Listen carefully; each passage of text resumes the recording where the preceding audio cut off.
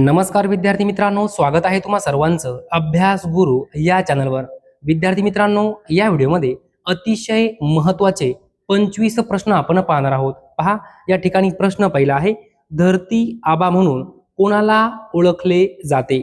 धरती आबा म्हणून कोणाला ओळखले जाते? तर पहा, या ठिकाणी योग्य उत्तर आहे बिरसा मुंडा। लक्षात ठेवा, बिरसा मुंडा यांना धरती आबा म्हणून ओळखले जाते। पुढील प्रश्न पहा, अनुसूचित जमाती आयोगाचे घटनात्मक स्थान कोणत्या कलमात आहे? प्रश्न महत्त्वपूर्ण आहे, लिहून ठेवा। अनुसूचित जमाती आयोगाचे घटनात्मक स्थान कोणत्या कलमात आहे? विद्यार्थी मित्रांनो, योग्य उत्तर आहे 338 ए। 338 ए।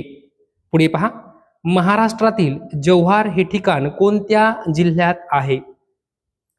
महाराष्ट्रातील जव्हार हे ठिकाण कोणत्या जिल्ह्यात आहे? योग्य उत्तर आहे पालघर जिल्हा। पुढे पहा, आदिवासी विकास विभागाचे मुख्य उद्दिष्ट काय आहे? योग्य उत्तर आहे आदिवासी समाजाचा सर्वांगीण विकास। लक्षात ठेवा, आदिवासी विकास विभागाचं मुख्य उद्दिष्ट काय आहे? आदिवासी समाजाचा सर्वांगीण विकास। पुढे पहा, उदंड या शब्दाला खालीलपैकी कोणता शब्द समानार्थी आहे? उदंड। पर्याय पहा, मुबलक, प्रचूर, अमाप यापैकी सर्व। विद्यार्थी मित्रांनो, मुबलक म्हणजे उदंड, बरोबर आहे। प्रचूर म्हणजे उदंड, बरोबर आहे। अमाप म्हणजे उदंड, बरोबर आहे। तीनही पर्याय उदंड या शब्दाला समानार्थी आहे, म्हणून या ठिकाणी योग्य उत्तर आहे यापैकी सर्व। लक्षात ठेवा, यापैकी सर्व। पुढे पहा, सिंधू संस्कृतीतील लोकांची नगररचना कशी होती? कशी होती? तर नियोजनबद्ध होती। कशी होती? नियोजनबद्ध। पुढे पहा, अंग दाखविणे या वाक्यप्रचाराचा अर्थ काय होतो? अंग दाखविणे। तर पहा, योग्य उत्तर आहे एखाद्या कामी आपले कर्तृत्व किंवा चातुर्य गाजविणे।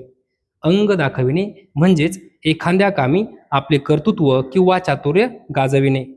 पुढे पहा, भारतीय हरित क्रांतीचे जनक म्हणून कोणाला ओळखले जाते? भारतीय हरित क्रांतीचे जनक म्हणून कोणाला ओळखले जाते? योग्य उत्तर आहे doctor M S. Swaminathan. Doctor M S. Swaminathan. पुढे पहा, पुढील म्हण पूर्ण करा।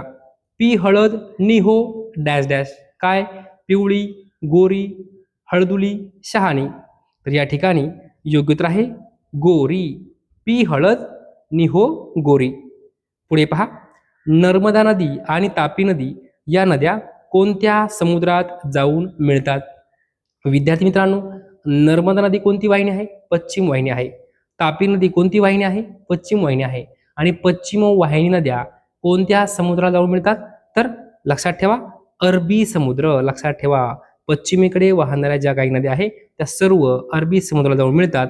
योग्य उत्तर आहे 4 नंबर पर्याय। पुढे पहा, सिंधुदुर्ग जिल्हा महाराष्ट्राच्या कोणत्या दिशेला आहे? कोणत्या दिशेला आहे? योग्य उत्तर आहे नैऋत्य दिशा। सिंधुदुर्ग जिल्हा महाराष्ट्राच्या नैऋत्य दिशेला आहे। पुढे पहा, खालीलपैकी योग्य जोडी कोणती? या ठिकाणी शास्त्रज्ञ व शोध आपल्याला दिले आहेत। पहा, विमान राईट बंधू। विमानाचा शोध राईट बंधू यांनी लावला, बरोबर आहे का? 100% बरोबर आहे।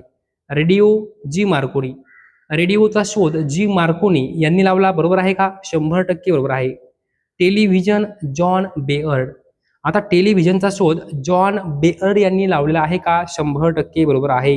विद्यार्थी मित्रांनो, विमानाचा शोध राईट बंधूंनी लावला, रेडिओचा शोध जी मार्कोनी यांनी लावला आणि टेलिव्हिजनचा शोध जॉन बेअर्ड यांनी लावला। तीनही पर्याय बरोबर आहे। आपल्याला काय विचारलं, कोणती जोडी योग्य आहे? तर या ठिकाणी योग्य उत्तर आहे यापैकी सर्व, म्हणजे सर्व जोड्या काय आहे? बरोबर आहे। पुढे पहा, गोदावरी नदीची महाराष्ट्रातील एकूण लांबी किती आहे? सोपा प्रश्न आहे, 668 किमी। पुढे पहा, तिल्लारी प्रकल्पासाठी महाराष्ट्राने कोणत्या राज्याचे सहकार्य घेतले? तिल्लारी प्रकल्पासाठी महाराष्ट्राने कोणत्या राज्याचे सहकार्य घेतले? योग्य उत्तर आहे गोवा। गोवा। पुढे पहा, दिवाकर या टोपणनावाने कोणाला ओळखले जाते? दिवाकर। विद्यार्थी मित्रांनो, योग्य उत्तर आहे शंकर काशीनाथ गर्गे। दिवाकर या टोपण नावाने शंकर काशीनाथ गर्गे यांना ओळखले जाते. पुढे पहा, घोड्याचे डॅश डॅश काय असते? हंबरणे, खिंकाळणे, डरकाळी, गर्जना. या ठिकाणी योग्य उत्तर आहे खिंकाळणे. लक्षात ठेवा, ध्वनिदर्शक शब्द आहे. काय आहे? ध्वनिदर्शक शब्द. घोड्याचे खिंकाळणे. ओके. पुढे पहा, प्रसिद्ध भीमरूपी महारुद्र हे मारुती स्तोत्र कोणी रचले?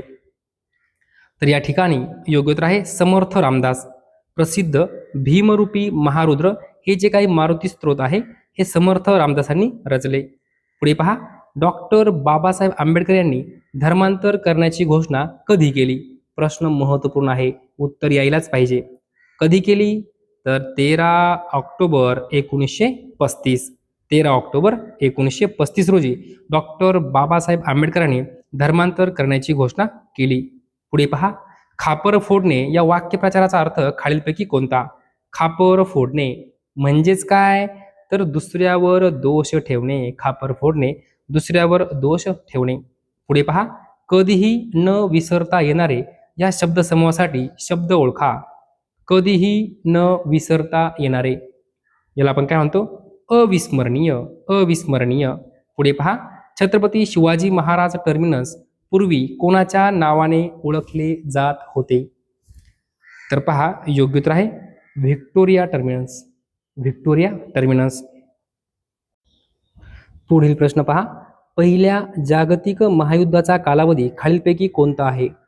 पहिल्या जागतिक महायुद्धाचा कालावधी योग्य उत्तर आहे 1914 ते 1918. 1914 ते 1918. पुढे पहा, अभियोग या शब्दाला खालीलपैकी कोणता शब्द समानार्थी नाही? नाही असं विचारलेलं आहे. पर्याय पहा, खटला, गुन्हा, आरोप, तृष्णा. विद्यार्थी मित्रांनो, खटला म्हणजे अभियोग, गुन्हा म्हणजे अभियोग आणि आरोप म्हणजे सुद्धा अभियोग.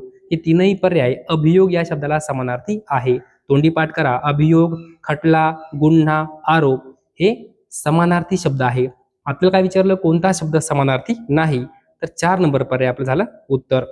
पुढे पहा, कराड ते चिपळूण या मार्गावर कोणता घाट लागतो? 100 वेळा हा प्रश्न परीक्षेमध्ये विचारला गेला आहे. कराड ते चिपळूण या मार्गावर कोणता घाट लागतो? योग्य उत्तर आहे कुंभार्ली घाट.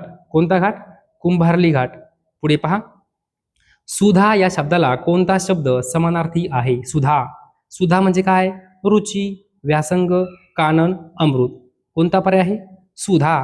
विद्यार्थी मित्रांनो, सुधा या शब्दाला समानार्थी शब्द आहे अमृत. अमृत. मग आता रुची म्हणजे काय? तर रुची म्हणजे आवड. व्यासंग म्हणजे काय? अभ्यास. आणि कानन म्हणजे काय? अरण्य. लक्षात ठेवा, रुची म्हणजे आवड, व्यासंग म्हणजे अभ्यास आणि कानन म्हणजे काय? अरण्य. विद्यार्थी मित्रांनो, अशा प्रकारे या व्हिडिओमध्ये 25 प्रश्न आपण पाहिलेले आहेत. जर तुम्हाला हा व्हिडिओ आवडला असेल तर नक्की लाईक करा, शेअर करा, सबस्क्राईब करा. धन्यवाद.